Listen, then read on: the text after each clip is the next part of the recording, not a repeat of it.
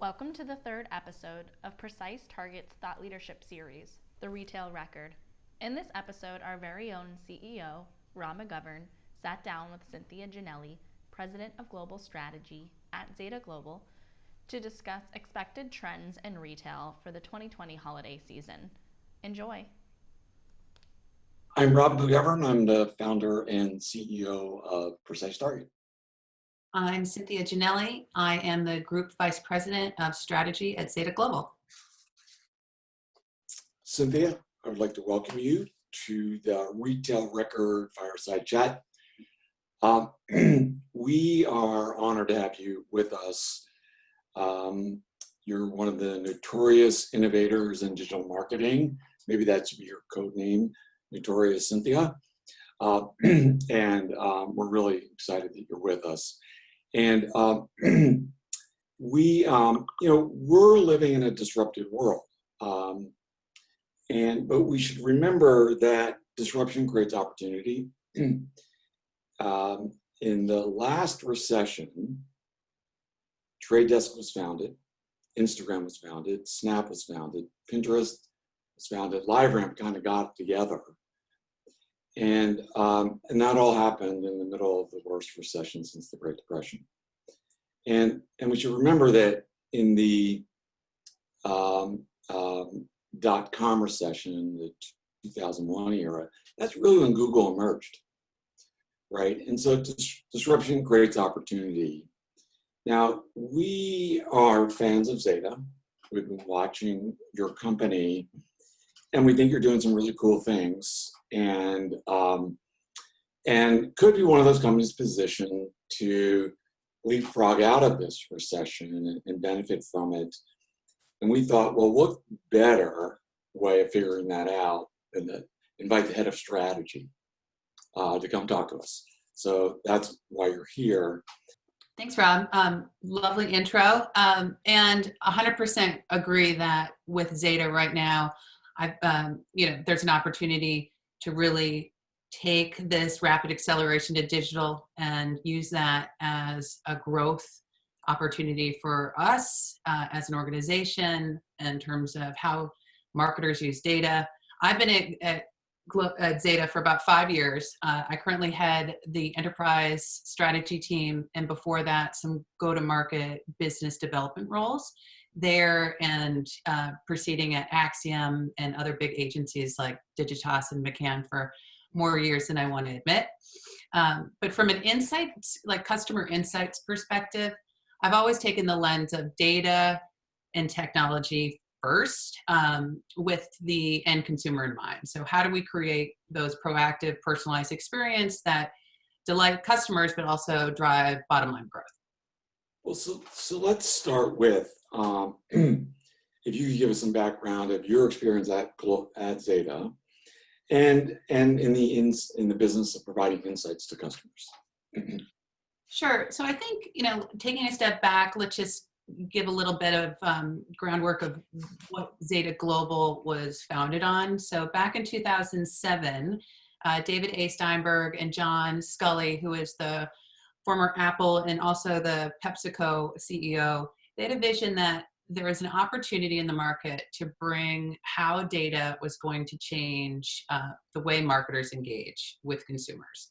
And, that specifically over the, course of 12 years, Zeta has doubled down in terms of acquiring proprietary deterministic data, acquiring AI and machine learning to really optimize experiences and workflow, and then also acquiring bits of a tech stack from an ESP to a DSP to a CDM, all of that to really organically get into an omni-channel activation. And, over those years, we've really been recognized as the leader in how we're converging marketing technology and ad tech technology to be more of a deterministic leader. Full stop. So. And when was the company founded, and how does technology and AI fit into the values of the company? Are you guys a tech company, or are you a marketing company? Like, who are you? Yeah, so it was founded in 2007, and first and foremost, we are a tech company. We have data and AI that are core to the platform, but we stand as a platform as a service solution for enterprise agencies and publishers. Got it. And now you and I are both, we spend our lives living and breathing in retail. So I'd love to hear your perspective on what's going to be different in Q4. How's the gifting world going to change? And, what do you think the trends are is from your lens, what do you see happening over the next 3, 4, 5 months of the year? Yeah, it's drastically different. We've got a new playbook as we go into the fall. There's significant shortfalls and significant competition. So, looking at some of the numbers, let's say holiday season year over year for the last 20 years has grown 3.25%. In 2008, when there was a recession, it dropped, 4.7%? So now we know we're in a recession. We know that there's limitations or hesitations in terms of brick and mortar visitation. So it also folks are purchasing necessities and replacing those kind of discretionary purchases. So long and short, it's a whole new ballgame. And I think retailers are going to have to look at data to understand how to connect to this new shopper. This new shopper has different types of priorities, i.e., we're not going to line up in a big old line in the parking lot on Black Friday. And we're not going to be lined up in the malls to get those, big deals. We're going to discover things online. We're going to buy online. We're going to look at safer ways to shop, be that, maybe I want to research the product more before I make an appointment to go in store. And then I, at that point, want to make a contactless payment. And then in terms of gifting, I think partly because of shipping realities, I think we're going to be much more thoughtful and authentic in our way of gifting. Thoughtful because we've got to think way in advance. There's some trends of people moving all of their, Black Friday sales up into October, right? So that's a way to kind of placate the shipping realities to say, let's ensure that you get your gift to your friends or family on time. So you got to think of way in advance. And so those things like gift cards or the, new red sweater or gray sweater, it's just not going to cut it. It won't do anymore.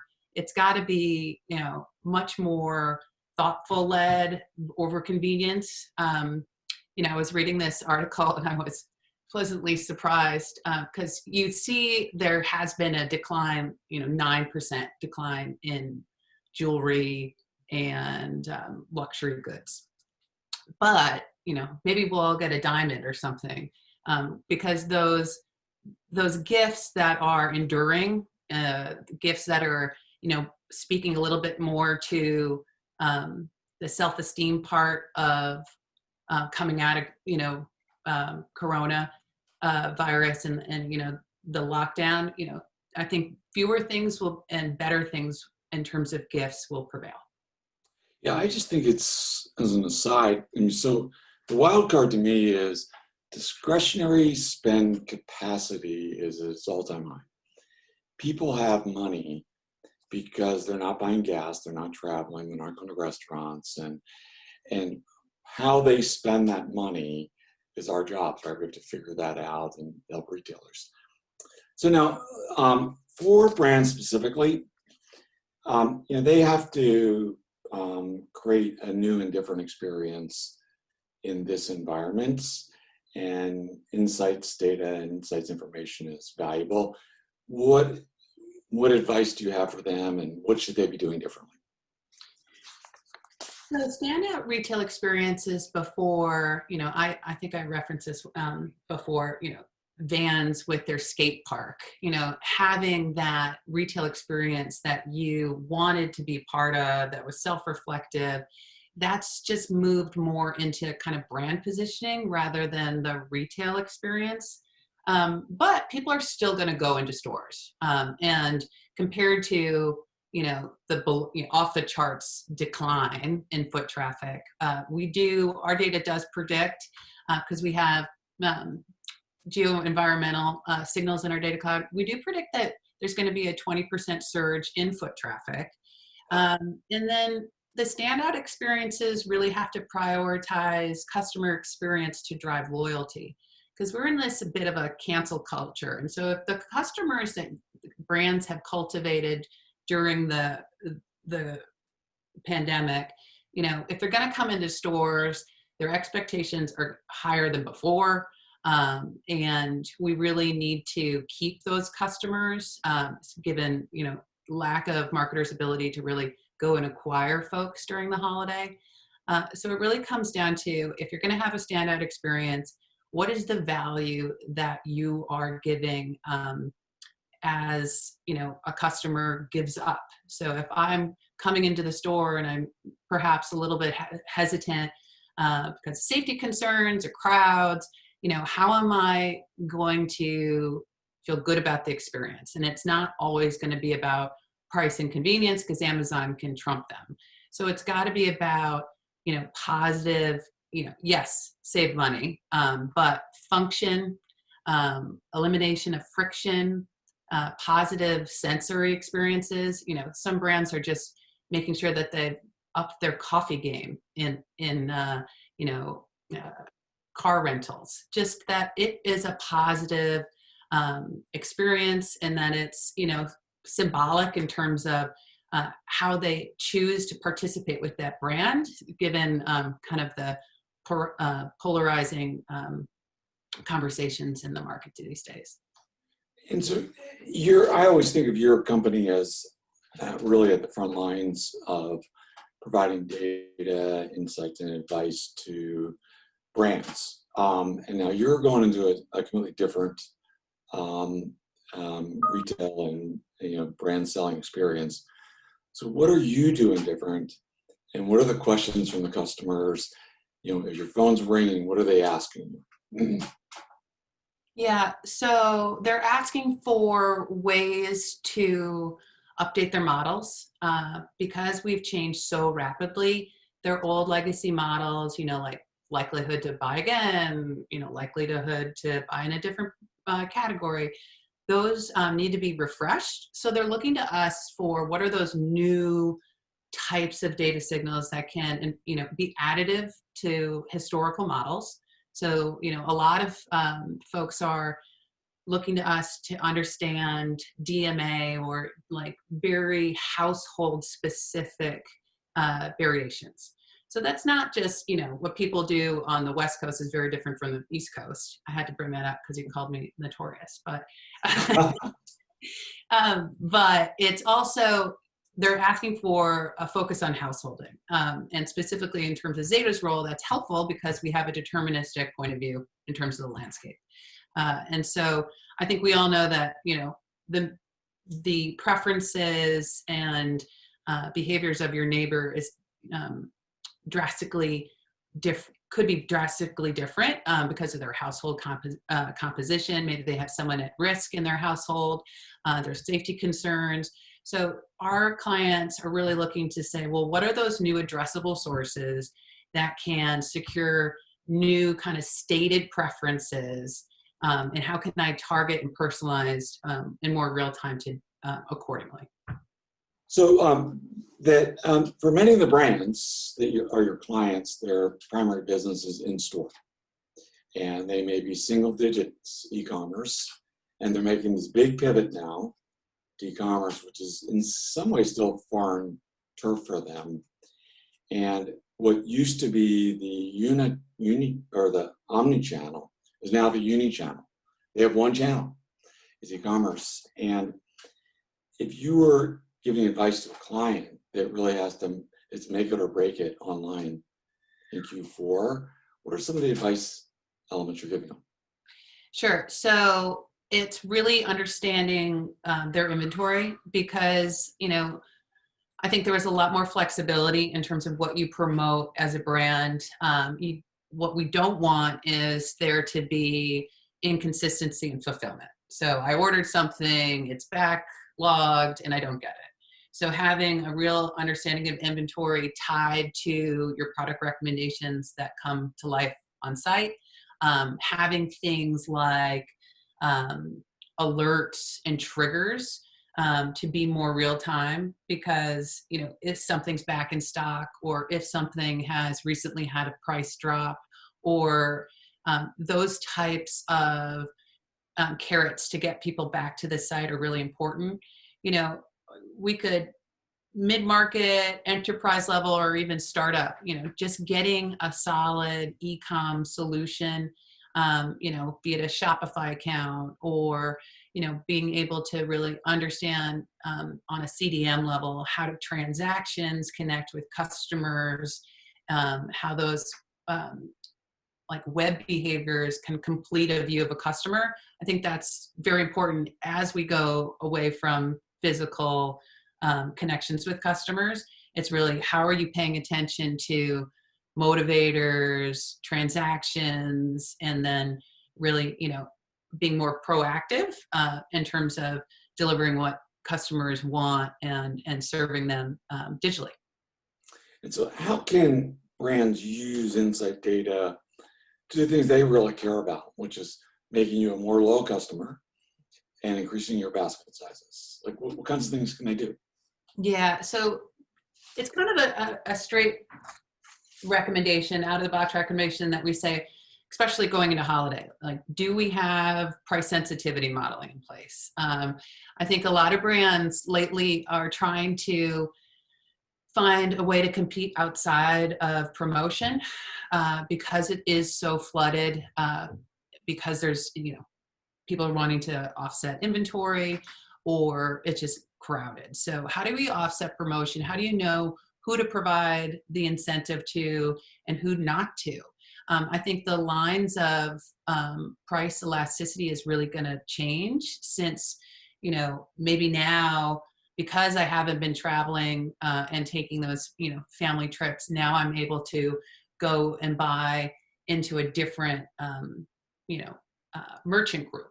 Or vice versa, say I recently have become unemployed, how do I then look at either the best promotional value amongst other brands, right?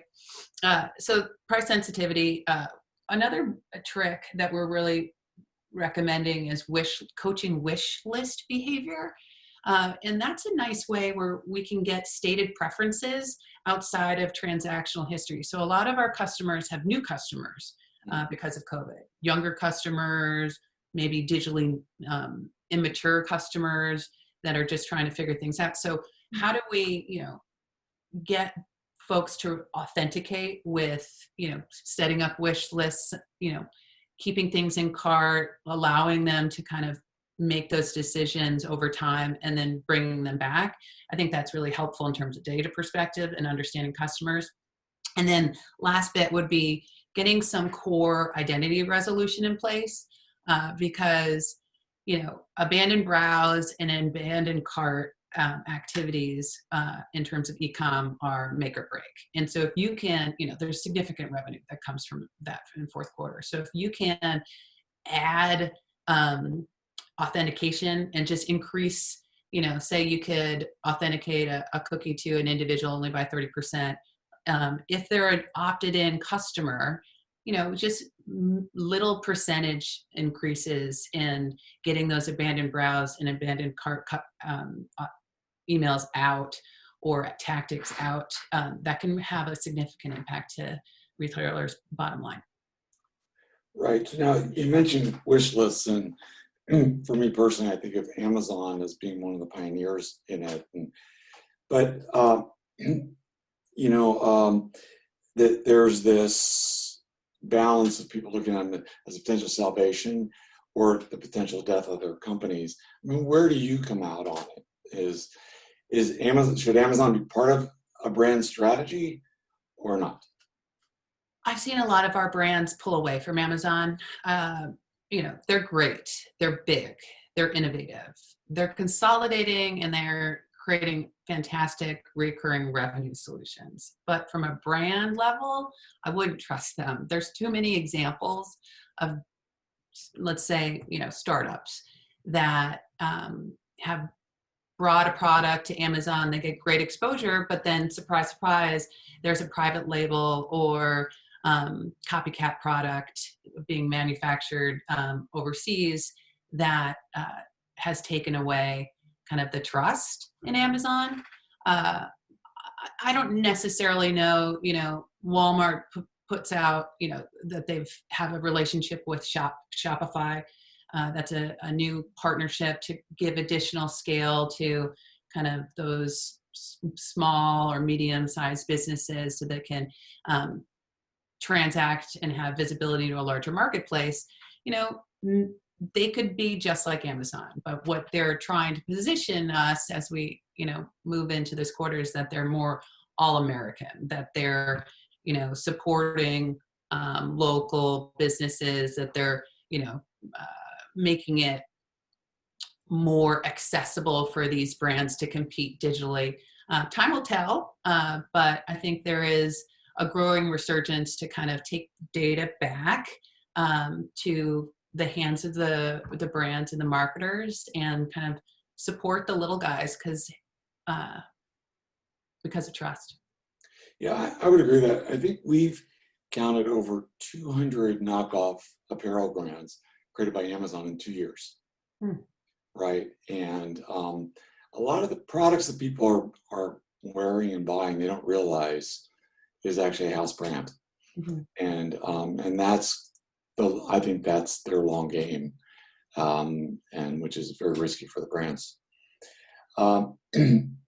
And all right, so let's, as a final question, and this is really in the spirit of optimism, is what do you think that which categories are going to do the best, right? And so we look at this year, what are the highlights going to be?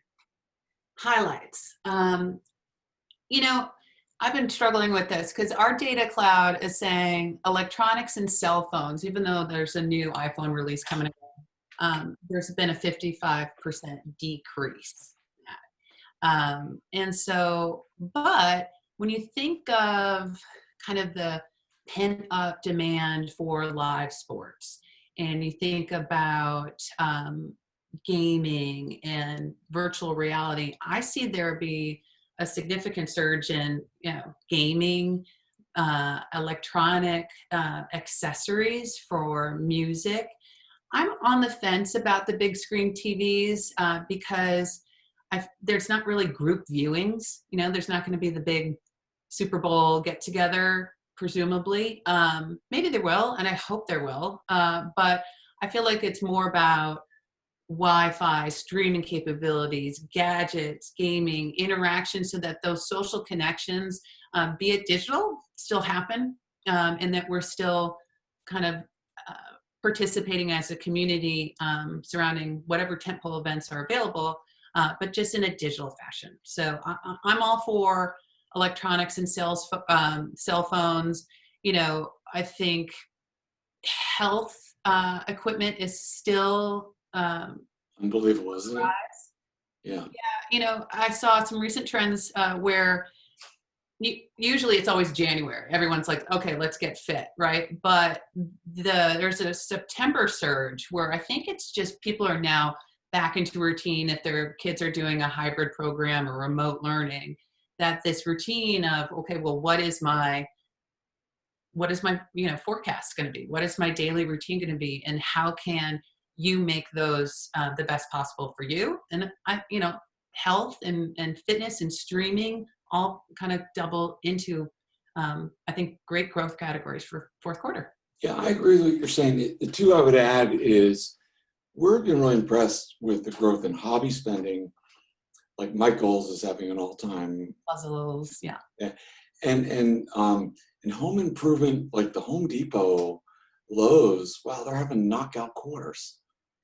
Yeah, it's a bit passe, right? Home Depot was a big push because everyone was locked in place. We're not as locked in place, But I have to tell you, the Container Store, Home Depot, Lowe's, of making those big projects more accessible to individuals without having the contractor. I think people are getting scrappy and they're willing to roll up their sleeves and dig into just overall improvement and have a better kind of positive outlook to how we go forward in the recession and into the winter. Yeah, the pandemic closed my local gym down, and I sort of refashioned my basement into one. It's the fanciest basement you'll ever go in now because I have too much time down there, and I keep going to Home Depot and outfitting this designer basement. Yeah, you don't want to see my sweater drawer. It's very OCD at this point. Is that right? Yeah. Well, all these insights were fantastic, and they're really valuable. And I want to thank you for your time. And I also want to wish you a great remainder of the year. These are disruptive times, but I think it's going to be a good time for Zeta, and I wish you guys the best. Thank you, Rob. Really happy to share the screens with you today. Right. Have a good one.